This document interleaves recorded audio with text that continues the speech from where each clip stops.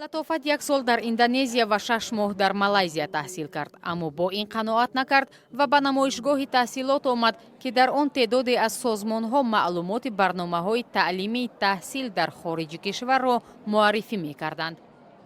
برای اون میخواستیم که بیایم بسیار опыти بسیار بگیریم، تجربه بسیار بگیریم و بیایم در اینجا کشور خود را آباد کنیم.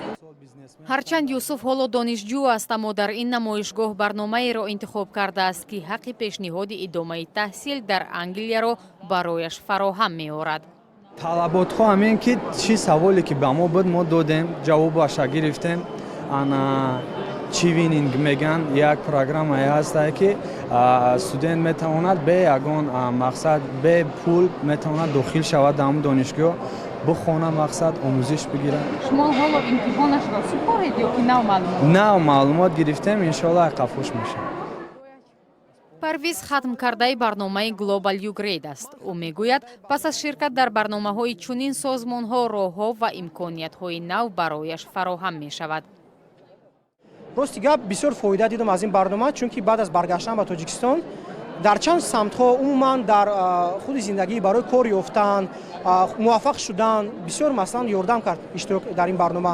ҳукумати Иёлоти Муттаҳидаи Амрико бори чандум аст, ки чунин як намоишгоҳи таҳсилотро дар Тоҷикистон баргузор мекунад.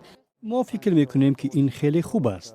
این مناسبت های ما را تقویت میبخشد و جوانان امکان میدهد که تجربه و دانش خود را تکمیل دهند. همزمان این مناسبت های کشورهای ما را باز هم نزدیکتر میکنند.